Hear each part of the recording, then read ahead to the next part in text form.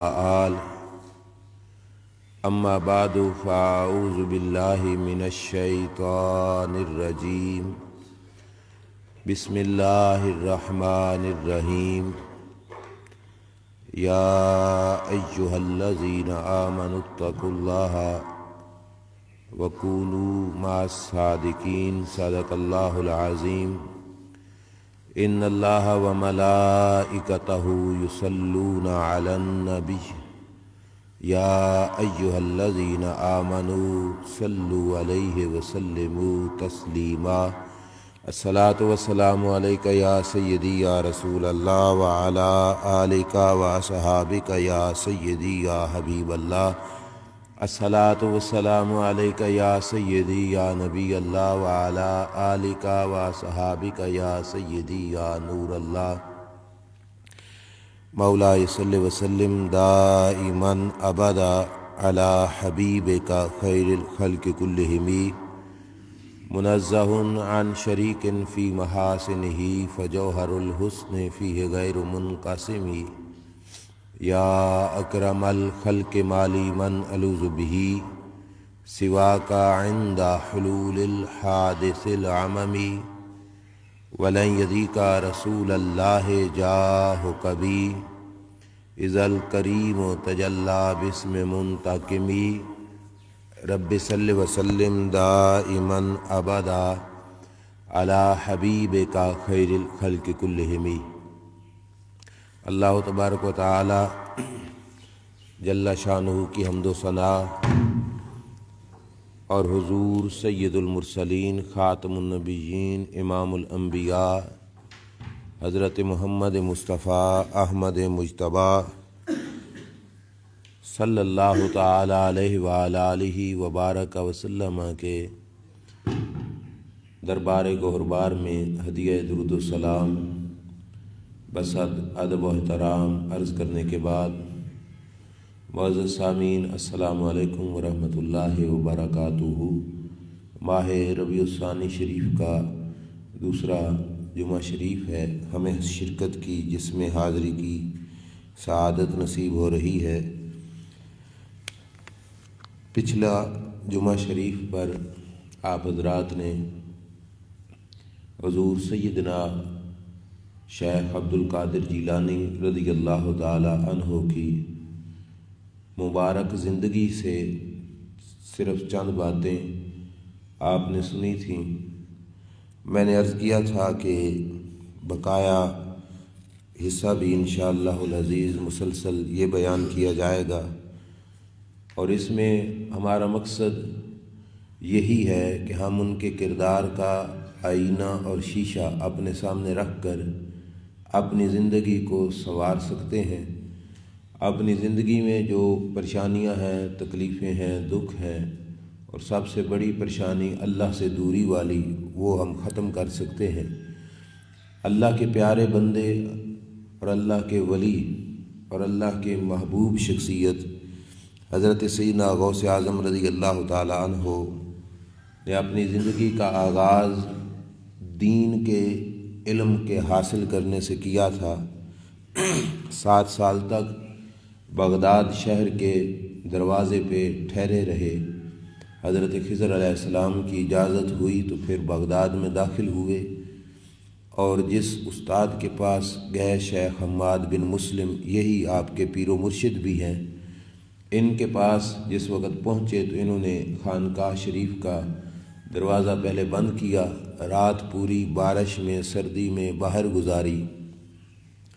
جس وقت صبح ہوئی تو اتنی مشقتیں جھیل کے اور اتنے دکھ پریشانیاں مشکلات برداشت کر کے جس وقت یہ ہستی اپنے شیخ اور اپنے استاد محترم کے پاس پہنچی، صبح استاد محترم کے دروازہ کھلا، ان کے دربار کا، ان کی درگاہ کا، یا ان کے مدرسے کا کہہ لو، تو حضرت غوث اعظم رضی اللہ تعالیٰ عنہ جس وقت اندر داخل ہوئے تو جو شیخ ہیں، آپ کے استاد ہیں، انہوں نے یوں بازو پھیلا لیے اور فرمایا بیٹا آ جاؤ، میرے سینے سے لگ جاؤ۔ اور پھر سینے سے لگا کر کیا فرمایا؟ فرمایا بیٹا جو دولت آج ہمارے پاس ہے کل اللہ تبارک و تعالیٰ تمہیں عطا فرما دے گا۔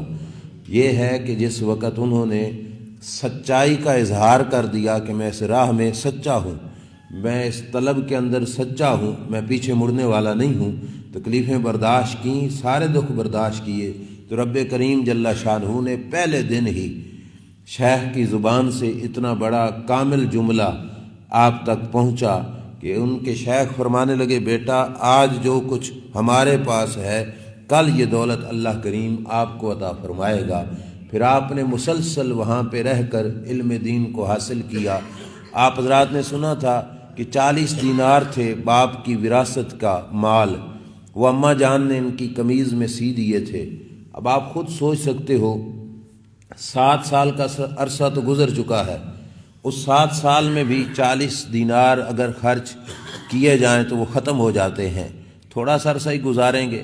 اگر نہیں بھی ختم ہوئے ہوں گے تو جس وقت تعلیمی سلسلے کا جو ہے آغاز ہوا اور حضرت غوث اعظم رضی اللہ تعالیٰ عنہ نے پڑھنا شروع کیا تو اس دوران آپ کا وہ جو وراثتی مال تھا وہ سارے کا سارا ختم ہو گیا، آپ کی جیب میں کچھ بھی نہ رہا۔ وہ سرمایہ جو والد کی طرف سے ملا تھا وہ حضرت سیدنا غوث اعظم رضی اللہ تعالی عنہ نے اپنی جو ہے پڑھائی پر ہی خرچ کر دیا۔ وراثت کے مال سے جائیداد اور پراپرٹی بنانے کی بجائے تعلیم حاصل کی اللہ کے رسول صلی اللہ علیہ وسلم کے دین کی۔ اور یہ بات اپنے دل پہ لازماً لکھنا کہ انہوں نے اگرچہ جائیدادیں نہیں بنائیں، انہوں نے اگرچہ اپنے لیے پراپرٹی کا انتظام نہیں کیا اپنی وراثتی مال سے، انہوں نے اپنے لیے زمینیں یا کاروبار کے اندر اپنی وراثتی مال کو خرچ نہیں کیا، انہوں نے اللہ کی راہ میں لگا دیا وہ سرمایہ جو والد کی طرف سے ملا تھا۔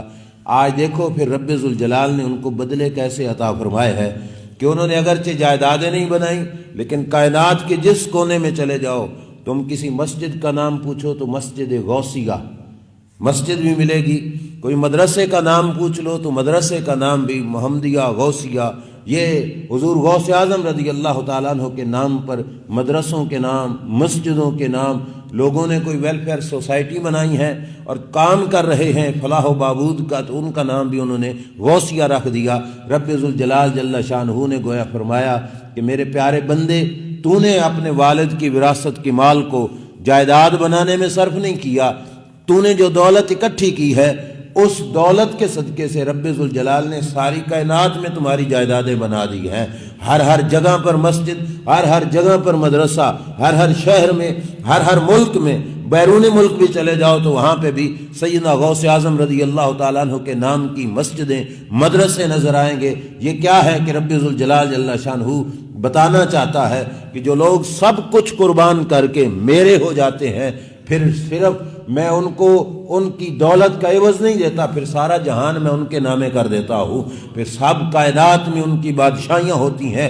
اس شخصیت نے اپنا سارا مال اللہ کے دین کے علم کے حاصل کرنے کے اندر صرف کر دیا، یہ نہیں سوچا کہ میرا کیا بنے گا، میں نے بعد میں جا کے کیا کھانا ہے، کہاں پہ رہنا ہے، یہ نہیں سوچا۔ ظاہری بات ہے جو کسی کے لیے نکلتا ہے اس کا انتظام وہی کرتا ہے جس کے لیے وہ نکل کے آیا ہو۔ آپ گھر میں مستری لگاؤ یا مزدور لگاؤ، وہ اپنے گھر سے تمہارے گھر کام کے لیے آئے ہیں، آپ کے لیے ان کی روٹی ان کی چائے کا بندوبست کرنا یہ آپ کی ذمہ داری ہوگی۔ وہ گھر سے آپ کے لیے آئے ہیں تو آپ کا ذمہ بنتا ہے کہ ان کو کھانا دو، ان کی روٹی کا رہائش کا بندوبست کرو۔ اور جو بندہ اللہ کے لیے سب کچھ چھوڑ کے نکل جائے تو اللہ کا بھی ذمہ کرم ہے کہ اللہ تعالیٰ اس بندے کو لازمی طور پر سنبھال لیتا ہے۔ پھر وہ وقت آیا، راستے میں آزمائشیں ضرور آتی ہیں، اگر بلال حبشی جیسی ہستی کی آزمائشیں آئیں، اللہ کے نبیوں نے آزمائش کے میدان سے گزر کر دیکھا تو پھر ہم جیسوں کی بھی آزمائشیں یہ اللہ تعالیٰ لازمی فرماتا ہے۔ آزمائش میں پرکھا جاتا ہے انسان کو کہ جس راہ میں نکلا یہ سچا بھی ہے کہ جھوٹا ہے، ذرا تھوڑی سی مشکل دیکھ کر کہیں واپس تو نہیں پلٹ جاتا۔ آزمائش رب کرتا ہے لیکن کامیاب وہی بندہ ہوتا ہے جو اس آزمائش کے اندر پورا اتر کر اپنی منزل مقصود تک پہنچتا ہے۔ پھر وہ دن دیکھے حضرت غوث اعظم رضی اللہ تعالیٰ عنہ نے، جیب کا خرچ ختم ہو گیا، مدرسے سے روٹی وغیرہ کا انتظام نہیں تھا۔ حضرت غوث اعظم رضی اللہ تعالیٰ عنہ بغداد کے مدرسے سے نکل کر دریائے دجلہ کے کنارے آتے، سبزیاں بیچنے والے لوگ وہاں پہ سبزیاں اپنی دھوتے اور سبزیوں میں جو گلے سڑے جو سبزی ہوتی وہ وہاں پہ پھینک کے چلے جاتے۔ سیدنا غوث اعظم رضی اللہ تعالیٰ عنہ فرماتی ہیں وہ گلی سڑی سبزیاں اٹھا اٹھا کے میں کھاتا اور گزارا کرتا تھا، اور آپ کی کتابوں میں موجود ہے، فرماتے ہیں 25 سال تک، 1 2 3 4 نہیں، فرمایا 25 سال تک میں جنگلوں میں رہا، 25 سال تک فرماتے ہیں میں جنگلوں میں رہا، اور اس حال میں جنگلوں میں رہا کہ میرے پاؤں میں جوتا نہیں ہوتا تھا اور زمین سے کانٹے میرے پاؤں میں چبھا کرتے تھے، اور اس مقام پر سفر کے دوران بھی فرماتے ہیں میرے پاؤں میں کبھی لغزش نہیں آئی کہ عبد القادر تیرا راستہ کہیں نقصان دہ تو نہیں ہے۔ وہ سمجھتے تھے کہ آج جو بھی ہو جائے آگے نتیجہ رب ذوالجلال بڑا اچھا ہی نکالنے والا ہے۔ یہی انداز مدینے کے تاجدار صلی اللہ علیہ وسلم کی تربیت سے ملتا ہے۔ سرکار دو عالم صلی اللہ علیہ وسلم نے اپنے صحابہ کو اس وقت بھی بشارتیں دی تھیں جس وقت مکہ چھوڑ رہے تھے، مدینے آ رہے تھے، اور مدینہ شریف پر حملے کرنے والے حملہ کر رہے تھے، اور مسلمان خندقیں کھود کر اپنا حفاظتی کام کر رہے تھے۔ اس وقت جس وقت ایک بہت بڑی چٹان آئی اور سرکار کو صحابہ نے عرض کیا تھا یا رسول اللہ صلی اللہ علیہ وسلم ہم سے نہیں ٹوٹ رہی، مدینے کے تاجدار نے فرمایا کدال مجھے پکڑاؤ میں توڑتا ہوں۔ سرکار خندق میں اترے، کدال اپنے ہاتھ میں پکڑی۔ اس وقت حالت کیا تھی؟ بھوک کی وجہ سے سرکار نے اپنے پیٹ مبارک پہ پتھر بندھے ہوئے ہیں، حالات بظاہر یہ تھے، لیکن سرکار نے پہلی ضرب لگائی نا اس چٹان کو کدال کے ساتھ، تو فرمایا مبارک ہو اللہ نے روم کے فتح ہونے کی بشارت عطا فرما دی ہے۔ دوسری ضرب لگائی تو فرمایا مبارک ہو اللہ نے ایران کے فتح ہونے کی بشارت عطا فرما دی ہے۔ تیسری ضرب لگائی تو فرمایا مبارک ہو اللہ نے مجھے عراق کے فتح ہونے کی بشارتیں عطا فرما دی ہے۔ کافر اور منافق جو وہاں پہ حضور کے ارد گرد منافقین کا ٹولہ تھا وہ ہنسنے لگ گئے، انہوں نے کہا آج ملنے کو روٹی نہیں، کھانے کو روٹی نہیں ملتی، رہنے کو کوئی جگہ نہیں ملتی، اور باتیں یہ دیکھو کر رہے ہیں کہ روم عراق اور ایران ہم فتح کریں گے۔ لیکن صحابہ نے کیا کہا؟ صحابہ نے کہا کہ ہمیں اپنے محبوب کی زبان پر اعتبار ہے۔ سرکار نے فرمایا تھا کہ رب آزماتا ہے اور آزمانے کے بعد اپنے بندے کو عطا بھی فرماتا ہے۔ حضور کی زبان سے نکلا ہوا پہلا جملہ یہاں سچ ثابت ہو رہا ہے کہ آج ہماری آزمائش ہے کہ ہمیں مدینہ کی حفاظت کے لیے خندق کھودنی پڑ رہی ہے، بھوکے رہ کر بھی کام کر رہے ہیں۔ یہ آزمائش والا وعدہ یہاں پہ پورا ہو رہا ہے۔ ہمیں پتہ ہے جن کی زبان کی پہلی بات سچی ہے اللہ ان کی دوسری بات بھی سچی فرمائے گا۔ پھر وہ وقت آیا، زمانے نے دیکھا کہ یہ چند مسلمان ایران بھی فتح کر گئے، عراق بھی فتح کر گئے، روم بھی فتح کر گئے۔ یہی سلسلہ اللہ نے اپنے محبوب صلی اللہ علیہ وسلم کی امت کو سکھایا۔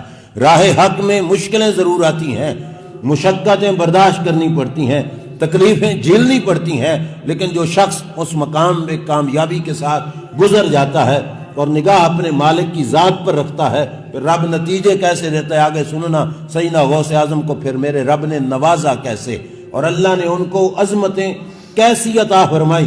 غوث اعظم فرماتے ہیں سبزیاں کھا کھا کر میں نے گزارا کیا، لیکن اللہ کے دین کا علم پڑھنے سے پاؤں پیچھے نہ ہٹایا، پڑھتا رہا، سیکھتا رہا، مشقتیں برداشت کرتا رہا، حتیٰ کہ فرماتے ہیں ایک وقت آیا کہ مجھے کئی دنوں کا فاقہ تھا۔ فاقہ سمجھتے ہو نا، مطلب بھوک تھی، کچھ بھی نہیں کھایا تھا، اور بھوک کی شدت کی وجہ سے میں مسجد میں جا کے بیٹھ گیا، بغداد کی ایک مسجد میں، اور فرماتے ہیں کہ وہاں پہ بیٹھ کر میں انتظار کرنے لگا کہ کہیں سے اللہ تعالیٰ میرا بندوبست فرمائے گا۔ اب توجہ کرنا، ہم تو ان کے نام کی پلیٹیں بھر بھر کے لنگر کی کھاتے ہیں، اور ہم نے سمجھا بھی یہ ہوا کہ صرف 11ویں دے دینے سے حق کی ادا ہو جائے گا، اور تعارف بھی صرف 11ویں والا پیر اس نام سے سمجھتے ہیں۔ یہ 11ویں والے پیر فرماتے ہیں میں مسجد میں بیٹھا تھا، کئی دنوں کا بھوکا تھا، اور بھوک اتنی شدت کی تھی کہ فرماتے ہیں مسجد میں ایک مسافر آیا، اس نے اپنے کپڑے سے تندوری سے روٹیاں نکالی، سالن نکالا، اور وہ وہاں بیٹھ کر کھانے لگ گیا۔ اب دل سے سنی یہ بات، غوث اعظم فرماتے ہیں میری نگاہ پڑی نا اس پر، اب بھوک کے مارے فرماتے ہیں میرا یہ حال تھا کہ وہ لقمہ توڑ کر اپنے منہ میں ڈالنے لگتا تو بے اختیار منہ میرا کھل جایا کرتا تھا۔ یہ حالت تھی بھوک کی وجہ سے کہ منہ میرا کھل جاتا تھا، وہ لقمہ اپنے منہ میں ڈالنے لگتا تھا۔ اس شخص نے دیکھا، اسے ترس آیا اور وہ اپنا کھانا لے کر حضور سیدنا غوث اعظم رضی اللہ تعالیٰ عنہ کے پاس گیا اور سامنے رکھ کر کہا چلو بچے میں بھی کھاتا ہوں، آپ بھی کھاؤ۔ حضور غوث اعظم رضی اللہ تعالیٰ عنہ نے اس کے ساتھ جس وقت کھانا شروع کیا، باتوں باتوں میں بات چل نکلی کہ تم کون ہو، کہاں سے آئے ہو، اور ان سے پوچھا گیا کہ آپ کون ہو؟ تو حضرت سیدنا غوث اعظم رضی اللہ تعالیٰ عنہ نے فرمایا میں تو بغداد کے ایک مدرسے کا طالب علم ہوں۔ تو اس شخص نے کہا اچھا تم طالب علم ہو بغداد کے مدرسے کے، تو پھر میری ایک مشکل حل کرو۔ توجہ کرنا، آپ نے فرمایا تمہاری کیا مشکل ہے؟ تو اس نے کہا یہ بتاؤ کہ جیلان کے قصبے کا کوئی سید زادہ تمہارے مدرسے میں پڑھتا ہے؟ تو آپ نے فرمایا جو بات کرنا چاہتے ہو وہ بتاؤ۔ تو کہا عبد القادر نامی ایک سید زادے کی ماں نے، میں وہاں سے آ رہا تھا تو اس نے مجھے کچھ پیسے دیے کہ یہ میرے بیٹے کو جا کے دے دینا۔ وہ رقم میری جیب میں بطور امانت تھی اور مجھے کافی عرصہ گزر گیا کہ میں اس بچے کو تلاش کر رہا ہوں، وہ مجھے مل نہیں رہا۔ تو کہا کہ اگر تم مدرسے میں پڑھتے ہو تو اس بچے کا آپ کو علم ہے تو وہ مجھے بتاؤ۔ تو سیدنا غوث اعظم رضی اللہ تعالیٰ عنہ نے فرمایا کہ وہ بچہ میں ہی ہوں اور وہ میرا ہی حصہ میری ماں نے گھر سے شاید بھیجا ہوگا۔ اس وقت وہ بندہ جو کھانا آپ کو کھلا رہا تھا وہ تھوڑا سیدھا ہو کے بیٹھا اور کہنے لگا کہ پہلے میں سمجھ رہا تھا کہ میرا کھانا ہے اور آپ میرے مہمان ہو۔ کہا یہ لو یہ کھانا آپ کا ہے، میں آپ کا مہمان ہوں۔ اس نے پوچھا، آپ نے پوچھا کہ بتاؤ راز کیا ہے؟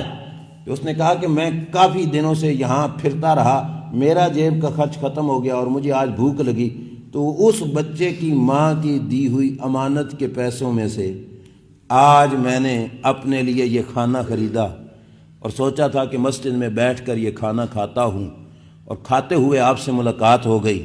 اگر وہ آپ کی ماں ہے تو بچے یہ کھانا آپ کا ہے، میں آپ کا مہمان ہوں، یہ لو آپ کی اجازت ہو تو میں کھاتا ہوں ورنہ میں نہیں کھا سکتا۔ تو سیدنا غوث اعظم رضی اللہ تعالیٰ عنہ نے فرمایا نہیں آپ بھی کھائیے، ظاہری بات ہے سیدوں کی اولاد تھی اور یہ گھرانہ ہی لجپالوں کا ہے۔ وہ تو وہ گھرانہ ہے کہ جس گھرانے میں آپ بھوکے رہ کر دوسروں کو کھلانا ان کی عادت کریمہ ہوا کرتی ہے۔ ان کی اپنی ذاتیں تو اپنی ذاتیں رہیں، ان کے دروازوں کے نوکروں کی یہ عادت ہوتی ہے کہ وہ خود بھوکے رہتے ہیں اور اوروں کو کھلایا جاتا ہے۔ حضرت مصعب بن عمیر رضی اللہ تعالیٰ عنہ صحابی رسول ہے نا، جنگ بدر کے موقع پر ان کا سکا بھائی، خونی بھائی سکا، کافروں کی سائیڈ پہ تھا اور وہ مسلمانوں کی قید میں آ گیا۔ اللہ کے نبی صلی اللہ علیہ وسلم نے اس وقت کوئی جیل خانہ نہیں بنا تھا، تو سرکار نے وہ قیدی یوں تقسیم کیے، فرمایا 2 بندے تم لے جاؤ بھائی گھر میں رکھو، 2 تم لے جاؤ انہیں گھر میں رکھو، 2 آپ لے جاؤ۔ اور سرکار نے اپنے غلاموں کو یہ تلقین کی تھی کہ قیدیوں کی روٹی پانی کا خیال تم نے رکھنا ہے، کھانے پینے کا خیال تم نے رکھنا ہے، قیدی ہونا اور بات ہے لیکن روٹی دینا قید کرنے والوں کی ذمہ داری ہوتا ہے۔ تو کہا کہ روٹی کا تم نے خیال رکھنا ہے۔ حضرت مصعب بن عمیر رضی اللہ تعالیٰ عنہ کے سکے بھائی قید میں تھے، اور وہ بعد میں بتایا جب قید سے چھوٹ کر گئے نا، ان کی ماں نے فدیہ ادا کیا، تو بعد میں جب گئے تھے کافروں کے پاس واپس نا، تو وہاں پہ بتایا کرتے تھے کہ یار جس گھرانے میں میں قید تھا نا وہاں پہ میں نے بڑا عجیب انداز دیکھا۔ تو ساتھیوں نے پوچھا کیا دیکھا؟ تو حضرت مصعب بن عمیر رضی اللہ تعالیٰ عنہ کے بھائی نے کہا کہ اس گھر والوں کے پاس اگر کبھی روٹی نہ ہوتی نا تو وہ خود اور اپنے بچوں کو کھجوریں کھلا کر پانی پلا کر سلا دیتے تھے، روٹی کا انتظام میرے لیے کیا کرتے تھے۔ اور کبھی یہ نوبت بھی آتی کہ صرف کھانا روٹی ہوتی تو وہ مجھے کھلاتے اور خود بھوکے سو جاتے تھے۔ یہ اخلاق کریمانہ تو ان کے نوکروں کا ہے، اور یہ تو پھر لجپال گھرانے کی اولاد سے ہیں، اللہ کے پیارے محبوب صلی اللہ تعالیٰ علیہ وآلہ وسلم کی اولاد سے ہیں، اگرچہ وہ صحابی ہیں، یہ ان کے پائے کو نہیں پہنچ سکتے کہ یہ بعد میں آئے۔ صحابی کے رتبے کو بعد کب ایسا غوث قطب ابدالی ہو وہ نہیں پہنچ سکتا، لیکن میں اس اعتبار سے بات کر رہا ہوں کہ ان کے گھرانے سے تعلق جس کا بن جائے وہ لجپال بن جاتا ہے، یہ تو پھر خون ہے، حضور علیہ الصلوۃ والسلام کی اولاد پاک ہیں، تو فرمایا ٹھیک نہیں، ایسا نہیں ہوگا، اب تم بھی کھاؤ میں بھی کھاتا ہوں۔ ایسی ایسی مشکلیں دین کا علم حاصل کرنے کی راہ میں حضرت سیدنا غوث اعظم رضی اللہ تعالی عنہ نے دیکھیں۔ پھر وہ وقت آیا کہ جس وقت یہ محنت کا عرصہ پورا ہوا اور اس شہزادے نے تعلیم دین کا زیور پہنا اور علم دین سے منور معطر ہو کر معمبر ہو کر اپنے علاقے کی طرف واپس لوٹے۔ وہ غالباً پچھلے جمعے پہ میں نے شاید بتایا ہو کہ واپس پہنچے تو خود فرماتے ہیں کہ میں نے نماز ظہر پڑھائی اور نماز ظہر پڑھانے کے بعد فرماتے ہیں نیند کی حالت نہیں تھی، میں جاگ ہی رہا تھا کہ جاگتے ہوئے حسنین کے نانا نے مجھے زیارت کروائی صلی اللہ تعالی علیہ وآلہ وسلم۔ سرکار تشریف لے آئے اور فرماتے ہیں جاگتے ہوئے سرکار میرے پاس آئے تو سرکار نے فرمایا بیٹا واز کیا کر، لوگوں کو واز کیا کر، تقریر تبلیغ کیا کر، لوگوں کو جو پڑھا ہے وہ سنایا بھی کرو۔ تو سیدنا غوث اعظم رضی اللہ تعالیٰ عنہ نے فرمایا حضور میں اجمی ہوں، میں اتنی زیادہ عربی نہیں سمجھتا، جیسے یہ لوگ تو خود ہی عربی ہیں، ان کی مادری زبان عربی ہے، تو میں ان کی طرح تو عربی نہیں نا بول سکتا، میں ان کو کیسے واز کیا کروں؟ مدینے کے تاجدار صلی اللہ علیہ وسلم نے فرمایا بیٹا منہ کھول، اور فرماتے ہیں میں نے منہ کھولا تو سرکار نے 7 بار اپنا لعاب دہن میرے منہ میں ڈالا۔ یہ وہ لعاب دہن ہے جس کی برکت سے کھاری کنویں میٹھے ہو جاتے ہیں، جس کی برکت سے خشک کنووں میں اللہ تبارک و تعالیٰ پانی پیدا فرما دیتا ہے۔ وہ لعاب دہن ایک بار نہیں 7 بار فرماتے ہیں کہ مدینے کے تاجدار صلی اللہ علیہ وسلم نے میرے منہ میں ڈالا، فرمایا چل بیٹے اب واز کیا کر۔ اور سیدنا غوث اعظم رضی اللہ تعالیٰ عنہ فرماتے ہیں پھر جب میں نے واز شروع کیا تو میری مجلس میں ابتداءً 5 بندے 7 بندے ہوا کرتے تھے، اور پھر رب ذوالجلال نے وہ مقام بخشا کہ وہ وقت آیا کہ فرماتے ہیں میرے مدرسے کی عمارت بندوں سے کھچا کھچ بھری ہوتی، اور وہ عمارت تھوڑی ہو گئی، لوگوں کی تعداد اس سے بھی زیادہ ہوا کرتی تھی، دور دراز تک مجمع ہوتا تھا، اور ممبر پر جلوہ فغان ہو کر اللہ کے نبی صلی اللہ علیہ وسلم کا یہ نواسہ لوگوں کو واز فرماتے۔ اور پھر مزے کی بات یہ ہے کہ سرکار مدینہ صلی اللہ علیہ وسلم کے لعاب دہن کی یہ برکت تھی، فرماتے ہیں دور دراز تک مجمع ہوتا اور کثرت کے ساتھ لوگوں کا ہجوم ہوتا، تو فرماتے ہیں جیسے آپ کی مجلس میں بیٹھنے والا پہلی صف میں بندہ آپ کی آواز کو سنتا تھا، اسی طرح آخری صف میں بیٹھا بندہ بھی آواز سنتا تھا۔ یہ برکت تھی مدینے کے تاجدار صلی اللہ تعالی علیہ وآلہ وسلم کے لعاب دہن کے لگنے کی کہ اللہ کریم جل شانہ نے اس قدر آپ کو کامل بنایا۔ پھر 40 سال تک اس ہستی نے لوگوں کو واز فرمایا، اور پھر اس واز میں کسی کی رو رعایت نہیں۔ یہ ہوتا ہے فقیروں کا طریقہ کہ وہ یہ نہیں دیکھتے کہ اس بندے کی طرف سے مجھے نذرانہ زیادہ ملنا ہے لہذا یہ کوئی غلط بھی کرتا رہے تو میں چپ رہوں، نہ، کسی کی رو رعایت نہیں۔ حتیٰ کہ کتابوں میں لکھا ہے، قلائد الجواہر کے اندر بھی موجود ہے کہ وقت کا حاکم خلیفہ وقت سیدنا غوث اعظم رضی اللہ تعالیٰ عنہ کے دربار میں حاضر ہو کر آپ کا خطاب سنا کرتا تھا، اور آپ کا طریقہ کار یہ تھا کہ آپ اگر اس نے کوئی خلاف شرع کام کیا ہوتا تو سیدنا غوث اعظم رضی اللہ تعالیٰ عنہ سیدھا شریعت کا حکم اسے سناتے اور فرماتے سیدھا ہو کے رہے، درست ہو کے رہے، اور فرماتے ہیں آپ کی زبان سے آرڈر یوں نکلتا اور دیکھنے سننے والے کو یوں لگتا کہ حاکم یہ ہے اور وہ ہے ان کا محکوم۔ کسی کو یہ نہیں لگتا تھا کہ وہ خلیفہ ہے اور یہ ان کی رعایا ہے، لگتا یہ تھا کہ وقت کا حاکم یہ بیٹھا ہے اور وہ اس کی رعایا میں سے ہے۔ اور حضرت غوث اعظم رضی اللہ تعالیٰ عنہ کے دربار میں ایک وقت خلیفہ المقتفیٰ باللہ حاضر خدمت ہوا، اور اس نے جج کی سیٹ پر اس وقت کا ایک شخص تھا جس کا نام تھا یحییٰ بن سعید، اس کو اس نے جج کی سیٹ سونپی، اور معاشرے میں لوگوں میں مشہور تھا کہ یہ شخص ظالم ہے۔ حضرت سیدنا غوث اعظم رضی اللہ تعالیٰ عنہ نے دوران خطاب ہی خلیفہ وقت کو مخاطب کر کے فرمایا جس شخص کو لوگوں کے سر پر تو جج بنا رہا ہے وہ ظلم کرتا ہے، زیادتیاں کرتا ہے، اور سوچ کل رب کے دربار میں اپنے اس عمل کا کیا جواب دے گا۔ صدق کے دل سے زبان سے نکلی ہوئی بات تھی اور وقت کے حاکم کی اوپر اثر کر گئی۔ علماء فرماتے ہیں کہ اس کا جسم کانپنے لگ گیا، اٹھا اور جا کر اپنی تحریر میں لکھا کہ اس جج کو معزول کیا جائے اور دوسرا بندہ غوث اعظم کے مشورے سے ہم مقرر کریں گے۔ یہ ہے حالت آپ کے درس کی، خطاب کی، کہ کسی کے ساتھ رو رعایت نہیں، جو سچی بات ہے وہ وقت کا حاکم بھی ہے تو اس کے سامنے کر دینا حضرت سیدنا غوث اعظم رضی اللہ تعالیٰ عنہ کا طریقہ تھا۔ اور ظاہری بات ہے حسین پاک کی نسل سے تھے اور مولا حسن کی اولاد میں سے تھے، وہ ان کی تو گرانے کی عادت ہی ہے باطل کے ساتھ ٹکر لینا۔ یزید سے ٹکرا گئے اور انہوں نے زمانے والوں کو بتایا کہ اولاد رسول کا کام بھی یہی ہے کہ جھوٹے کے ساتھ کمپرومائز نہیں ہوگا، جھوٹے کے سامنے اس کے جھوٹ کو بیان کیا جائے گا۔ سیدنا غوث اعظم رضی اللہ تعالیٰ عنہ کی مجلس واعظ کے اندر یہ صورتحال ہوتی تھی کہ حاکم وقت بھی آتا آپ کے ہاتھ مبارک چوم کر آپ کی مجلس میں بیٹھا کرتا تھا۔ ایک وقت کا حاکم جس کا نام مستنجد باللہ تھا وہ حاضر ہوا، حضور غوث اعظم رضی اللہ تعالیٰ عنہ سے ملا تو فرمایا کیسے آنا ہوا؟ تو اس نے کہا کہ میں بس آپ کی زیارت اور آپ کی مجلس کا فیض حاصل کرنے کے لیے آیا ہوں۔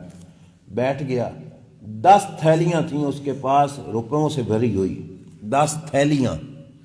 اب صرف نام لینا آسان ہے، اس وقت کی بات ہے کہ 10 تھیلیوں میں روپیے بھرے تھے اور اس کے پاس تھیں۔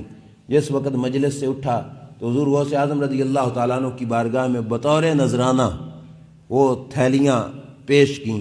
نذرانہ قبول کرنا مدینے کے تاجدار صلی اللہ علیہ وسلم کی سنت ہے، لیکن یہ بھی دیکھنا چاہیے کہ نذرانہ آ کہاں سے رہا ہے، اگلے کا پیسہ حلال کا ہے یا حرام کا ہے، حق کا ہے یا جھوٹ کا ہے۔ تو سیدنا غوث اعظم رضی اللہ تعالیٰ عنہ کی بارگاہ میں جس وقت نذرانہ پیش کیا نا اس نے، تو آپ نے فرمایا یہ نذرانہ میں قبول نہیں کروں گا، واپس کر دیا۔ پیر کامل کے لیے یہ بھی ضروری ہے کہ ہر آئے نذرانے کو اپنی جیب میں نہ ڈالے، یہ بھی دیکھا کرے کہ کس طرف سے آ رہا ہے، کیا یہ نذرانہ میرے لیے حلال بھی ہے کہ حرام ہے۔ آپ نے فرمایا یہ نذرانہ میں بالکل قبول نہیں کروں گا، واپس کیا۔ خلیفہ وقت بیٹھ گیا آپ کے دربار میں اور ضد کی کہ میں یہ نذرانہ دے کے ہی جاؤں گا۔ غوث اعظم رضی اللہ تعالیٰ نے فرما دیا یہ نذرانہ میں نہیں رکھوں گا۔ جس وقت خلیفہ وقت بیٹھ گیا اور اس نے ضد کی، سیدنا غوث اعظم رضی اللہ تعالیٰ عنہ نے پوٹلیاں اٹھائیں اور ان کو یوں نچوڑنا شروع کر دیا۔ اب سکے تھے، سونے کے تھے یا چاندی کے تھے، ان کے نچوڑنے کا بھلا مطلب کیا، لیکن کامل فقیر کا ہاتھ لگانا۔ تو آپ نے یوں پوٹلیوں کو نچوڑا تو ان میں سے خون بہنا شروع ہو گیا۔ 2 پوٹلیاں نچوڑی اور ان میں سے خون بہنا شروع ہوا، خون کافی بہا۔ تو سیدنا غوث اعظم رضی اللہ تعالیٰ عنہ نے خلیفے سے کہا ضد چھوڑ دے۔ فرمایا اگر تم رسول اللہ صلی اللہ علیہ وسلم کی اولاد سے نہ ہوتا اور مجھے قرابت رسول کا لحاظ نہ ہوتا تو میں ان پوٹلیوں کو اتنا نچوڑتا کہ بغداد کی گلیاں خون سے بھر جاتی اور تیرے دربار تک، تیرے حکومتی ایوان تک اس خون کی ندیاں بہہ جاتی۔ فرمایا لوگوں کا خون چوس کر روپیہ اکٹھا کرتے ہو اور پھر مجھے نذرانہ دینے کے لیے آتے ہو۔ فرمایا ظلم کا لیا ہوا مال محمد عبد القادر کبھی قبول نہیں فرمائے گا۔ حلال کا رزق ہو اور پاکیزہ ہو وہ الگ بات ہے، لیکن فرمایا ظالم بادشاہ کے ہاتھوں سے آیا ہوا مال میں کبھی بھی قبول نہیں کروں گا۔ سیدنا غوث اعظم رضی اللہ تعالیٰ عنہ نے واپس کر دیا اور حاکم وقت کی بھی آنکھیں کھل گئی ہوں گی کہ یہ وہ بارگاہ ہے جس کو روپیوں سے نہیں خریدا جا سکتا اور ان کے نذرانے کے طور پر انہیں نہیں خریدا جا سکتا۔ حضور غوث اعظم رضی اللہ تعالیٰ عنہ نے وہ سارے کا سارا مال اسے واپس کر دیا اور فرمایا اٹھ کے چلے جاؤ۔ یہ تھا حال آپ کے دربار اقدس کا۔ اور مجلس پاک کی حالت یہ تھی کہ 400 بندہ، کتنا؟ 400 بندہ دوران واعظ آپ کے خطاب کے دوران بیٹھ کر آپ کی گفتگو شریف کو لکھا کرتا تھا۔ یہ تو صرف لکھاریوں کی تعداد ہے، 400 بندہ۔ اس قدر قیمتی گفتگو سیدنا غوث اعظم رضی اللہ تعالیٰ عنہ کی تھی کہ 400 بندہ بیٹھ کر آپ کے مجلس علم سے وہاں پہ بیٹھ کر وہ آپ کی گفتگو شریف کو لکھا کرتا تھا تاکہ کوئی لفظ ہمارا ضائع نہ ہو جائے۔ اس انداز کے اندر حضرت غوث اعظم رضی اللہ تعالیٰ عنہ نے وہاں پہ بیٹھ کر لوگوں کو جو ہے اپنے فیض علم کے ساتھ منور کیا۔ اور روایات کتابوں میں آتا ہے جمیع اولیاء و انبیاء احیان باجساد و اموات بارواح، کہ تمام اللہ کے ولی جو زندہ تھے وہ اپنے جسموں کے ساتھ، جو وفات پا چکے تھے ان کی روحیں، اور انبیاء اکرام علیہم السلام بھی آپ کی مجلس پاک میں تشریف لایا کرتے تھے۔ نبیوں کا آنا اس وجہ سے نہ سمجھنا کہ وہ کچھ سیکھنے کے لیے، نہ، ان کے آقا کریم علیہ السلام کی اولاد میں سے تھے۔ تو شیخ عبدالحق محدث دہلوی رحمۃ اللہ تعالی علیہ نے فرمایا برائے تربیت و تائید کہ جہاں سے کہیں ادھر ادھر ہونے لگیں گے میں سمجھاؤں گا، سرکار اس واسطے تشریف لاتے تھے، اور جو سچی بات ہوگی وہ سب کو کہوں گا کہ مانو عبد القادر سچ بول رہا ہے۔ اس واسطے سرکار مدینہ صلی اللہ علیہ وسلم بھی خود آپ کی مجلس شریف میں تشریف لایا کرتے تھے، اور سیدنا خضر علیہ السلام بھی مجلس میں آتے، اور جس اللہ کے ولی سے ملتے اس کو تلقین کرتے کہ اپنی زندگی میں عبد القادر جیلانی کی مجلس میں ضرور حاضر ہوا کر، وہاں پہ حاضری دیا کر۔ اور ایک دفعہ کا معاملہ ہے، سیدنا غوث اعظم رضی اللہ تعالیٰ عنہ واز فرما رہے تھے، سامنے مجمع میں بیٹھا ایک بزرگ تھا، اب وہ ان کے سننے والے بھی ایسے تھے، ہم تو ان کے قدموں کی خاک بھی نہیں ہو سکتے، جو بیٹھ کر ان کے واز شریف کو سنتے تھے۔ سننے والوں میں ایک بزرگ بیٹھے تھے، ان کو نیند آ گئی اور آنکھیں بند کر کے نا وہ سو رہے تھے۔ حضرت غوث اعظم رضی اللہ تعالیٰ عنہ اچانک ممبر سے اتر آئے اور اس کے سامنے ہاتھ باندھ کے نا یوں کھڑے ہو گئے۔ دیکھنے والوں نے دیکھا کہ کیا معاملہ ہے، یہ سوئے ہوئے ہیں اور غوث اعظم ان کے سامنے ہاتھ باندھ کے کھڑے ہوئے ہیں۔ اچانک ان کی آنکھ کھلی تو وہ اٹھ کے ہاتھ جوڑ کے کھڑے ہو گئے، حضور میرے سامنے آپ ہاتھ باندھ کے کھڑے ہوئے ہو، یہ کیا معاملہ ہے؟ فرمایا تم کیا کر رہے تھے یہ بتاؤ۔ تو اس بزرگ نے کہا کہ دوران مجلس میری آنکھ لگی تو میں رسول اللہ کی زیارت کر رہا تھا۔ آپ نے کیا فرمایا؟ فرمایا جنہیں تو سوتے ہوئے دیکھ رہا تھا میں جاگتی آنکھوں سے ان کا دیدار کر رہا تھا، تو سو کے دیکھ رہا تھا میں جاگتی آنکھوں سے دیکھ رہا تھا، تیرا ادب نہیں میں رسول خدا کا ادب کر رہا تھا، سرکار مدینہ صلی اللہ علیہ وسلم کا احترام کر رہا تھا۔ یہ تھی ان کی مجلس پاک، اور اس موقع پر پھر بالخصوص ان کی پاکیزہ زندگی کا ایک حصہ جو میں خاص کر کے علم دین کے حوالے سے عرض کر رہا ہوں، اس سلسلے میں میں آخر پہ ایک بات عرض کرنا جو ہے لازمی سمجھوں گا کہ بغداد شہر کے اندر آپ کے انہی دنوں کی بات ہے جس وقت سیدنا غوث اعظم رضی اللہ تعالیٰ عنہ واز فرمایا کرتے تھے، طاعون پڑ گیا، اور طاعون اتنا پھیلا کہ فی دن 1000 بندہ طاعون سے مرنے لگ گیا، ایک دن میں 1000 بندہ مر جاتا، اتنی بیماری پھیل گئی طاعون کی۔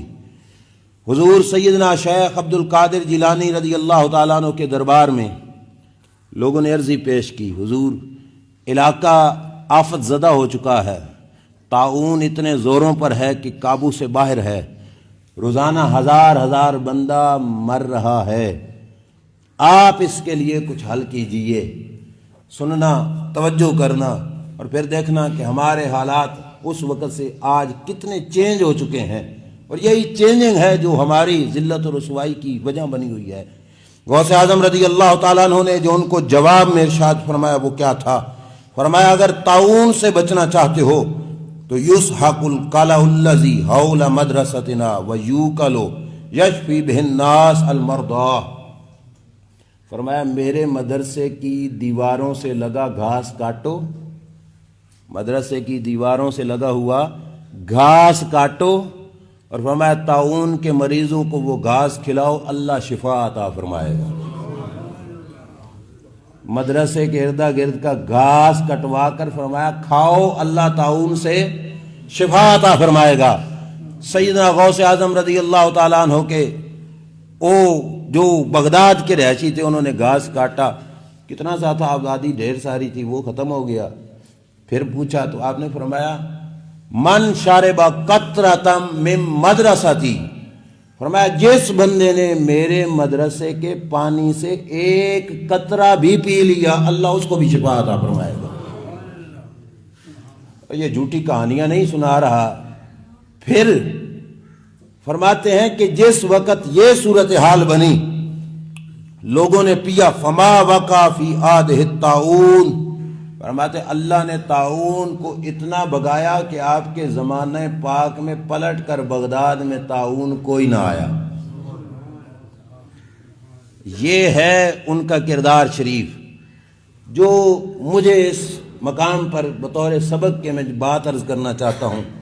سیدنا غوث اعظم رضی اللہ تعالیٰ عنہ فرما دیتے، بھئی گھروں سے پیالے پانی کے بھر کے لے آؤ، میں دم کر دیتا ہوں، شفا ہو جاتی کہ نہیں؟ بولیے، بالکل ہو جاتی۔ اور اگر یہ بھی فرما دیتے کہ مریضوں کو لے آؤ، میں ہاتھ پھیر دیتا ہوں، تو شفا۔ مدرسے کے گھاس کیوں کھلوائے غوث اعظم رضی اللہ تعالیٰ عنہ نے؟ اپنے ماننے والوں کو اور غوث اعظم رضی اللہ تعالیٰ عنہ سے نسبت رکھنے والوں کو اور اپنی نسبت سلسلہ قادریہ کے ساتھ جوڑنے والوں کو سیدنا غوث اعظم سبق دینا چاہتے تھے کہ عبد القادر جیلانی کی نگاہ میں مدرسے کا مقام کیا ہے۔ مدرسے کو حقارت کی نظر سے نہ دیکھنا۔ مدرسہ گناہگار ٹھیک ہے، طلباء ہو سکتے ہیں، اساتذہ کے اندر گناہ ہو سکتا ہے، لیکن میں ممبر پہ بیٹھا ہوں، اللہ کی عزت کی قسم اٹھا کہتا ہوں، مدرسہ وہ مقام ہے جس کے روشن دان سے آج بھی فضائے مدینہ کی خوشبو آتی ہے، اور یہ بات سچی ہے بالکل۔ آج بھی میں پچھلے دنوں ایک ساتھی کے ساتھ گاڑی پہ تھے، ڈرائیور کے ساتھ ہم جا رہے تھے، کلین شیو ڈرائیور تھا، اس کی اکثر زندگی کا حصہ بیرون ملک میں گزرا۔ میں مسجد میں بیٹھا ہوں، قسماً کہہ رہا ہوں، ہمارا تو مزاج، میں کوئی بات کروں تو شاید کوئی کچھ سمجھے، اس بندے کا مزاج یہ تھا، وہ نے کہا بچے پر مدرسے کا اثر اور کچھ بھی نہ پڑے تو مدرسے میں رہ کر کم از کم بچہ نمازی تو بن ہی جاتا ہے، یہ فائدہ تو ہوتا ہی ہے، اور کچھ بھی نہ کر سکے نا تو کم از کم والدین کو اتنا اجر تو ضروری ملتا ہے کہ اللہ کی راہ میں انہوں نے بچے کو بھیجا ہوا ہے۔ اب اللہ اس کو بھی سنبھالے گا، ان کے والدین کو بھی سنبھالے گا، اس کا بھی دھیان رکھے گا۔ اللہ کے اس پیارے بندے نے کوئی تعویذ لکھ کے نہیں دیا، کوئی پھکی دم کر کے نہیں دی، مدرسے کا گھاس اور پھر مدرسے کا پانی پلوایا، لوگوں تک یہ بات واضح کرنے کے لیے کہ میری نگاہ میں مدرسے کا مقام کیا ہے۔ اور صرف اتنا ہی نہیں، آپ کے پاس آپ کا ایک مرید آیا، آ کے عرض کرنے لگا، نوجوان تھا، حضور ابا جی فوت ہو گئے، اور میں نے خواب میں دیکھا کہ وہ تو عذاب کا شکار ہے، اور ابا جی نے مجھے کہا کہ آپ کے پاس جاؤں اور آپ کی بارگاہ میں عرض کروں۔ سیدنا غوث اعظم رضی اللہ تعالیٰ نے فرمایا، یہ بتاؤ کبھی میرے پاس آیا تھا تیرا ابا جی؟ کبھی میرے پاس آیا تھا؟ کہا نہیں۔ میری مجلس میں بیٹھا ہو؟ کہا نہیں۔ جو آخری آپشن رکھا نا، وقت تھوڑا ہے، سیدنا غوث اعظم نے فرمایا، چل بیٹے یہ بتا، کبھی تیرا باپ میرے مدرسے کے دروازے سے گزرا تھا؟ اس نے کہا ہاں گزرا تھا۔ فرمایا جاؤ، اللہ نے تیرے باپ سے قبر میں سے عذاب کو اٹھا لیا ہے۔ اس نے پوچھا کیا وجہ ہے؟ فرمایا میں نے رب کی بارگاہ میں یہ عرضی کی ہے، یا اللہ جو میرے اس مدرسے کے سامنے سے بھی گزر جائے اس کے بھی گناہوں کو معاف فرما دینا۔ یہ ہے فیضان آپ کا بصورت علم دین صرف، ورنہ جس پہلو کو دیکھو گے اس میں نور ہی نور نظر آئے گا۔ میں صرف اس ٹاپک کو اس واسطے لے رہا ہوں کہ ہماری ساری انرجی اس بات پہ خرچ ہو جاتی ہے کہ ہمارا بچہ کچھ پڑھ لکھ کر ملازم لگ جائے، یہ بن جائے، وہ بن جائے، سال ہاں سال کی محنت کے بعد کوئی پھل پہ پہنچتا ہے، کوئی نہیں پہنچتا، لیکن علم دین کے حوالے سے ہماری توجہ بالکل ختم ہوتی جا رہی ہے۔ اور اگر کسی کے ذہن میں آ بھی جائے تو لوگ سوچیں ہاں ہم نے بھوکا مارنا ہے، ہمارا بھوکا مر جائے گا، سڑکوں پہ کھڑے ہو کے پیسے مانگے گا۔ اگر رسول اللہ دین کی خاطر مانگ سکتے ہیں تو تمہارے بیٹے کی قدر کوئی ان سے زیادہ نہیں ہے۔ اگر مانگے بھی تو کوئی حرج ہے، اپنے لیے مانگ رہا ہے، اللہ کے دین کے لیے مانگ رہا ہے۔ لیکن یہ ساری باتیں چھوڑ کے سائڈ پہ رکھو، کم از کم جس ہستی کے نام کی 11ویں کھاتے کھلاتے ہو ان کا کردار شریف تو دیکھو کہ انہوں نے ساری جمع پونجی باپ کی وراثت صرف اور صرف کہاں پہ خرچ کی۔ میں چیلنج کے ساتھ کہتا ہوں کوئی دوسری جگہ دکھا دو جہاں پہ غوث اعظم کے حصے کی وراثت خرچ ہوئی ہو، صرف ایک مقام تھا اور وہ تھا علم دین کی راہوں میں خرچ ہوئی۔ کوئی دوسری جگہ نہیں ہے جہاں پہ حضرت سیدنا غوث اعظم رضی اللہ تعالیٰ عنہ کی والد کی طرف سے ملنے والی وراثت خرچ ہوئی ہو۔ اگر وہ اپنا سب کچھ دین کی تعلیم پہ خرچ کرتے ہیں تو ہماری زندگی ساری کی ساری گزر جاتی ہے، ہمیں یہ بھی نہیں پتہ ہوتا۔ میں معذرت کے ساتھ عرض کر رہا ہوں کہ سورۃ فاتحہ میں ہمارا رب ہم سے کیا کہہ رہا ہے، ہماری زندگی بیت گئی ساری کی ساری، نہیں پتہ کہ رب ذوالجلال نے ہم سے کیا بات کی ہے۔ نماز کا سلام پھیرتے ہوئے ہی ہم موبائل نکال کر دیکھتے ہیں کہ میسج کس دوست کا آیا ہے اور فوراً پڑھتے ہیں، اور یہ 30 پاروں کا میسج 1400 سال پہلے رب نے ہمارے نام ہی بھیجا ہے، اور ابھی تک مسجد کی الماریوں میں پڑا ہوا، صرف ختم کے موقع پہ دیکھا جاتا ہے، وہ بھی صرف عربی پڑھی جاتی ہے، پتہ نہیں ہوتا کہ اس میں کیا ہے۔ غوث اعظم رضی اللہ تعالیٰ عنہ کے فیض سے فیض یاب ہونے کا یہ طریقہ ہے کہ آپ کے نقش قدم پہ چلتے ہوئے خود بھی اپنی اولاد کو بھی دین کے تعلیم کی راہوں میں لگایا جائے۔ اور یہ ذہن میں رکھنا، ہم بڑے ہیں تو یہ نہ سوچیں کہ ہماری عمر گزر چکی ہے، دین کا علم حاصل کرنے کے لیے عمر کی کوئی قید نہیں، جس کے سفید بھی ہو چکے ہیں وہ بھی آ جائے تو رب اسے بھی قبول فرما لیتا ہے۔ کوشش تو کرے گا، کم از کم کوشش کر لے گا تو اللہ تبارک و تعالیٰ اسے منزل ضرور عطا فرمائے گا۔ اللہ کی بارگاہ میں دعا ہے اللہ مجھے آپ کو عمل کی توفیق عطا فرمائے۔ وآخر دعوانا الحمدللہ۔